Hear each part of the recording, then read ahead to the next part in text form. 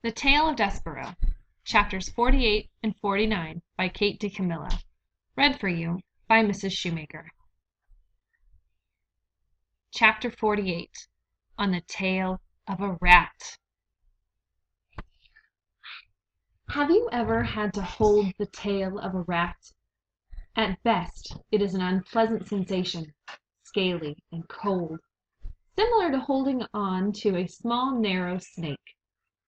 At worst, when you are dependent upon a rat for your survival, and when a part of you is certain that you are being led nowhere except to your death, it is a hideous sensation indeed to have nothing but a rat's tail to cling to.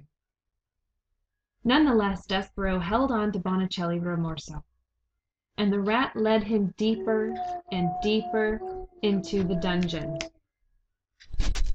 Despereaux's eyes had, by this point, adjusted quite well to the darkness, though it had been better if they had not, for the things he saw made him shiver and shake. What did he see? He saw that the floor of the dungeon was littered with tufts of fur, knots of red thread, and the skeletons of mice. Everywhere there were tiny white bones glowing in the darkness. And he saw in the dungeon tunnels through which Bonicelli led him, the bones of human beings, too, grinning skulls and delicate finger bones rising up out of the darkness and pointing toward some truth best left unspoken. Despereaux closed his eyes, but it did not help. He saw, as if his eyes were still open wide, the bones, the tufts of hair, the knots of thread, the despair. "Ha ha! Exactly!" Bonicelli laughed as he negotiated the twists and turns. "Oh, yes, exactly." If what was in front of Despereaux was too horrible to contemplate, what followed behind him was, perhaps, even worse. Rats. A happy, hungry, vengeful parade of rats, their noses up in the air, sniffing, sniffing. "Mouse!" sang out one rat joyfully. "Oh, yes, yes, mouse," agreed another. "But something else, too." "Soup!" called out another rat. "Yes, soup," the others agreed. "Blood!" sang a rat. "Blood!" they all agreed together. And they sang, "Here, mousie, mousie, mousie. Here, little mousie." Bonicelli called out to the other rats. "Mine," he said. "This little treasure is all mine, gentlemen and ladies. Please, I beg you, do not infringe on my discovery." "Mr. Rimorso," said Despereaux. He turned and looked behind him and saw the rats, their red eyes and their smiling mouths. He closed his eyes again. He kept them closed. "Mr. Rimorso?" "Yes," said Bonicelli. "Mr. Rimorso," said Despereaux, and he was crying now. He couldn't help it. "Please, the princess." "Tears!" shouted the rats. "We smell tears, mousie, we do." "Please," shouted Despereaux. "Little friend," said Bonicelli. "Little Despereaux filling, I promise you, and I will keep that promise." The rat stopped. "Look ahead of you," he said. "What do you see?" Despereaux opened his eyes. "Light," he said. "Exactly," said Bonicelli. "Light."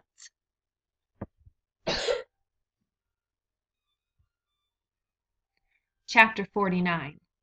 What do you want, Miggery Sow? Again, reader, we must go forward before we can go backward. we must consider for a moment what had occurred with the rat and the serving girl and the princess down in the dungeon before Despereaux made his way to them. What happened was this. Roscuro led the Pea and Mig deep into the dungeon to a hidden chamber, and there he directed Mig to put the princess in chains. "Gaw!" said Mig. "She's going to have a hard time learning her lessons if she's all chained up like." "Do as I say," said Roscuro.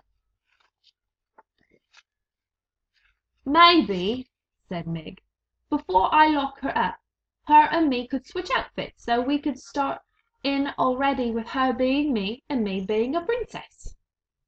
"Oh, yes," said Roscuro. "Certainly. A wonderful idea, Miss Biggery. Princess, take off your crown and give it to the serving girl." The Pea sighed and took off her crown and handed it to Mig, and Mig put it on, and it slid immediately right down her small head and came to rest quite painfully on her poor, abused ears. "It's a biggish thing," she said, "and painful like." "Well, well," said Roscuro. "How do I look?" Mig asked, smiling at him. "Ridiculous," he said. "Laughable." Mig stood blinking back tears. "You mean I don't look like a princess?" she said to the rat. "I mean," said Roscuro, "you will never look like a princess, no matter how big a crown you put on your tiny head. You look exactly like the fool you are, and always will be. Now make yourself useful and chain the princess up. Dress-up time is over." Mig sniffed and wiped at her eyes, and then bent to look at the pile of chains and locks on the floor. "And now, princess," he said, "I'm afraid that the time for your truth has arrived. I will now tell you what your future holds. As you consigned me to the darkness, so I consign you, too, to a life spent in the dungeon." Mig looked up. "Ain't she going upstairs to be a serving maid?" "No," said Roscuro. "Ain't I going to be a princess then?" "No," said Roscuro. "Well, I want to be a princess." "No one," said Roscuro, "cares what you want." As you know, reader, Miggery Sow had heard that sentiment expressed many times in her short life, but now, in the dungeon, it hit her full force. The rat was right. No one cared what she wanted. No one had ever cared.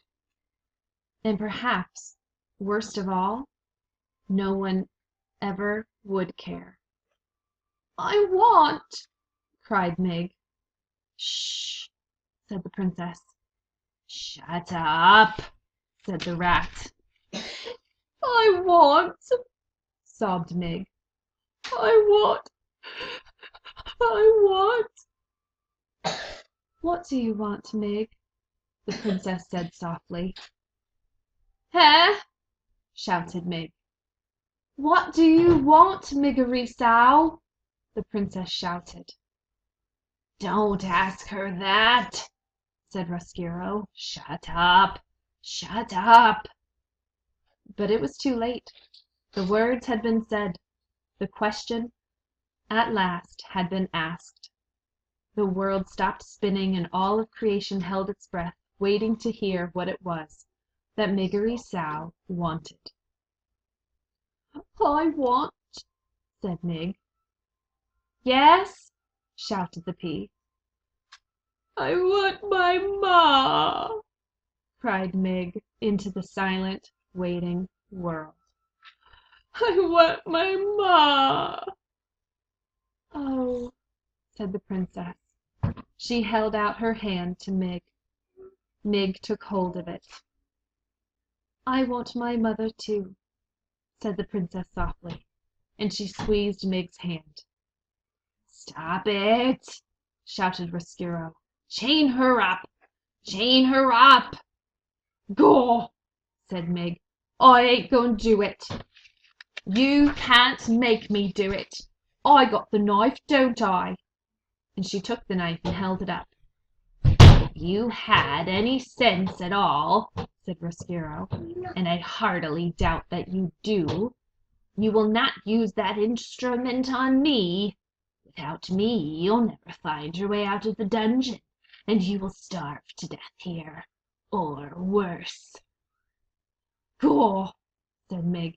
"Then lead us up now, or I will chop you up into little rat bits." "No," said Roscuro. "The princess shall stay here in the darkness, and you, Mig, will stay with her."